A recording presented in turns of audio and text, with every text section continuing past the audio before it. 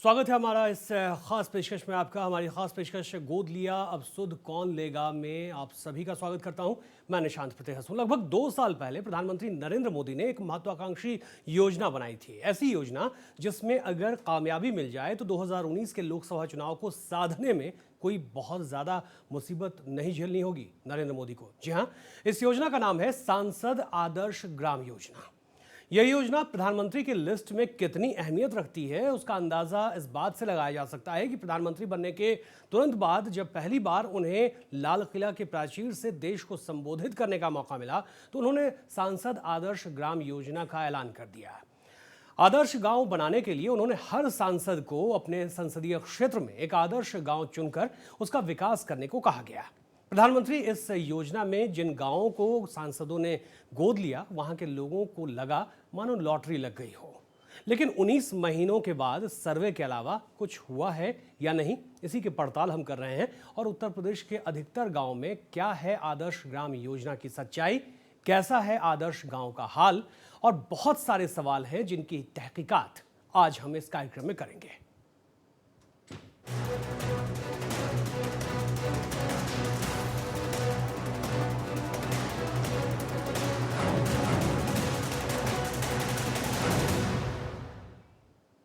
आज हम जिन 3 सांसदों के गांव की तहकीकात करेंगे उनका नाम आपको जाना जरूरी है।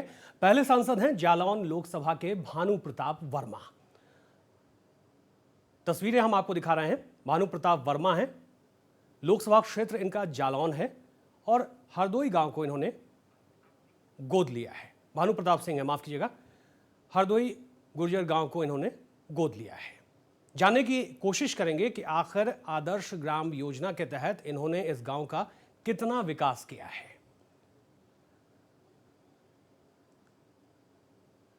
दूसरी सांसद हैं फतेहपुर लोकसभा क्षेत्र की साध्वी निरंजन ज्योति।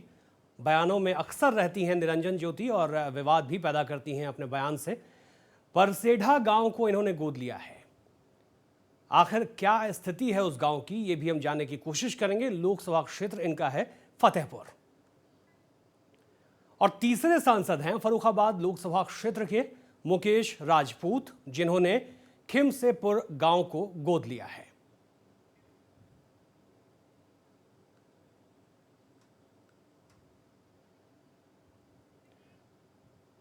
आइए अब उन गांवों की तस्वीरें भी आपको दिखा देते हैं जिसे इन सांसदों ने गोद लिया है। आखिर क्या वस्तु स्थिति है यह भी हम जानने की कोशिश करेंगे, कौन कौन से वो गांव हैं।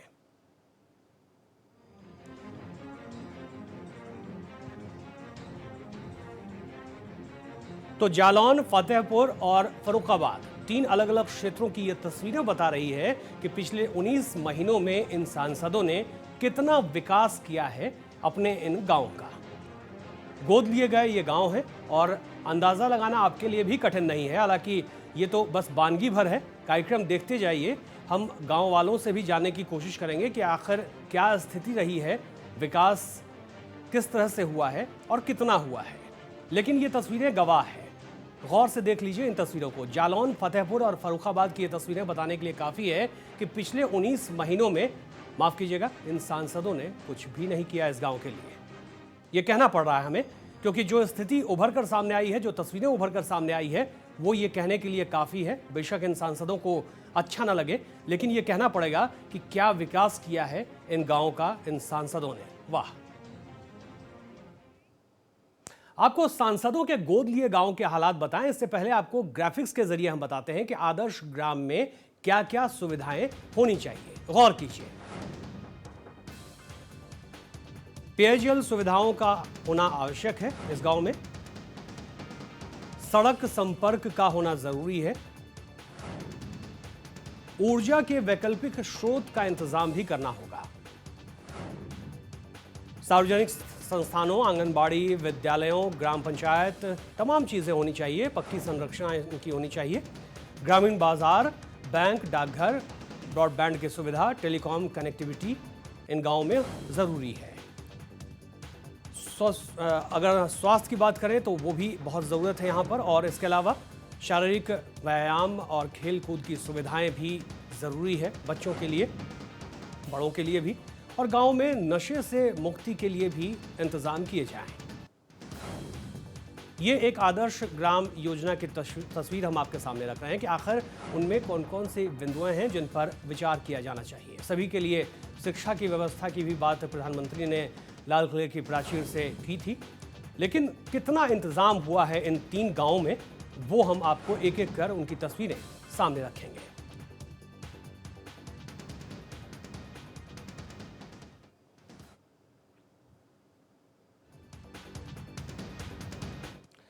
प्रधानमंत्री मोदी की सांसद आदर्श ग्राम योजना के तहत फतेहपुर के अमौली ब्लॉक के यमुना नदी के किनारे बसे परसेढ़ा गांव को केंद्रीय खाद्य प्रसंस्करण राज्य मंत्री और सांसद साध्वी निरंजन ज्योति ने गोद लिया। करीब 19 महीने का लंबा वक्त बीत चुका है।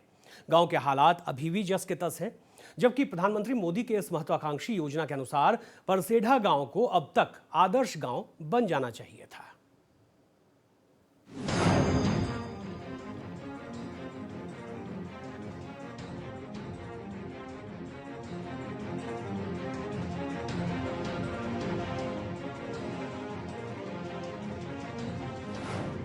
ये है फतेहपुर का परसेढ़ा गांव।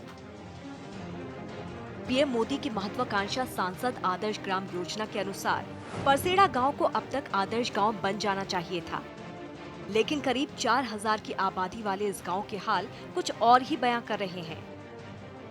परसेढ़ा गांव को देखकर यकीन करना मुश्किल है कि इसे सांसद आदर्श गांव योजना के तहत गोद लिया गया हो, लेकिन आपको बता दें कि इस गांव को फतेहपुर की सांसद साध्वी निरंजन ज्योति ने गोद लिया है।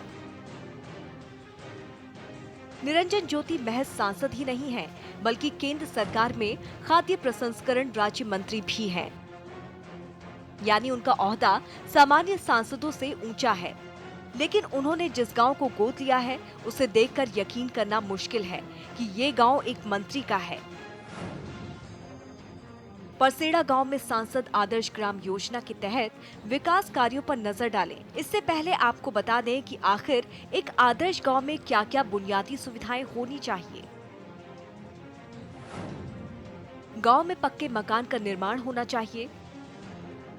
आदर्श गांव में पेयजल सुविधा होनी चाहिए। गांव में सड़क संपर्क होनी चाहिए। बिजली के अलावा ऊर्जा के वैकल्पिक स्रोत बनाना चाहिए। सार्वजनिक संस्थानों जैसे कि आंगनबाड़ी, विद्यालयों, ग्राम पंचायत आदि के लिए पक्की संरचना होनी चाहिए। गांव में ग्रामीण बाजार, बैंक, डाकघर, ब्रॉडबैंड, टेलीकॉम कनेक्टिविटी होना। वहीं स्वास्थ्य एवं पोषण की सुविधा होनी चाहिए।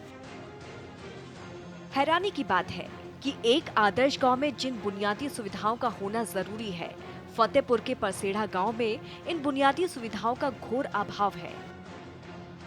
पानी आने की सब दिक्कत, बिजली लाइट के भर जाए पानी, यहाँ सब नाली सब बेकारी हमें, टूटी फूटी हमें और का सब यही दिक्कतें, हमें पानी की साधन नहीं आए।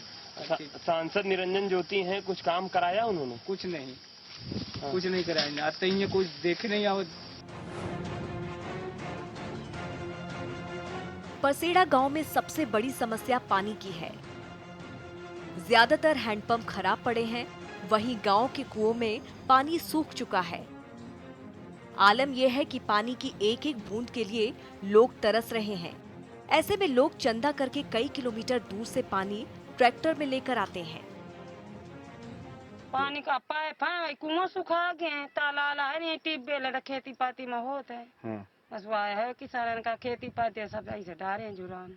पानी फिर कहाँ की पानी पीते हैं आप लोग? वही हैंड पाइप है। हाँ। तो इनमें जैसे बिगड़ जाते हैं। हाँ। तो ये बिगड़ जाते हैं, जैसे मान लो उनका का महीना डर रहता है कि पाइप जान तो वो न भरे का मिला, दिक्कत बहुत मिला थी। स्वास्थ्य हर इंसान का मौलिक हक है और एक आदर्श गांव में स्वास्थ्य केंद्र का होना बुनियादी शर्त है। लेकिन परसेढ़ा गांव में कोई स्वास्थ्य केंद्र नहीं है। जो स्वास्थ्य केंद्र है वो गांव से करीब 15 किलोमीटर दूरी पर है। ऐसे में इलाज करना यहाँ के लोगों के लिए बड़ी समस्या है।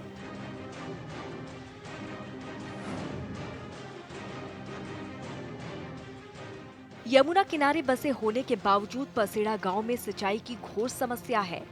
वाटर लेवल काफी नीचे है, जिसकी वजह से बोरिंग काम नहीं करता। ऐसे में महज 10% जमीन पर ही खेती होती है, बाकी की 90% जमीन पड़ती पड़ी रहती है।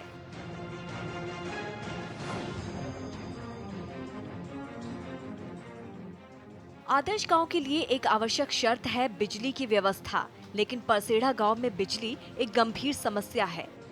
1992 के बाद से गांव में बिजली नहीं आई। खंबे लगे हैं, लेकिन अब तार तक चोरी हो चुके हैं।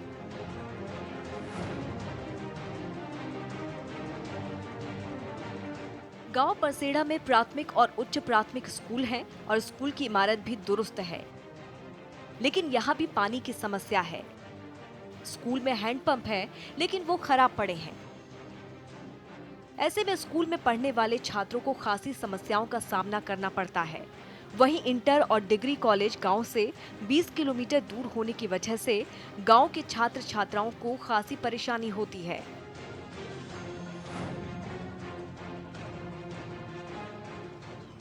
परसेढ़ा गांव की सड़कें भी आदर्श गांव के मापदंड पर खरी नहीं उतरती। गांव के अंदर पक्की सड़कें नजर नहीं आती। जो सड़कें हैं वो भी खस्ता हाल हैं।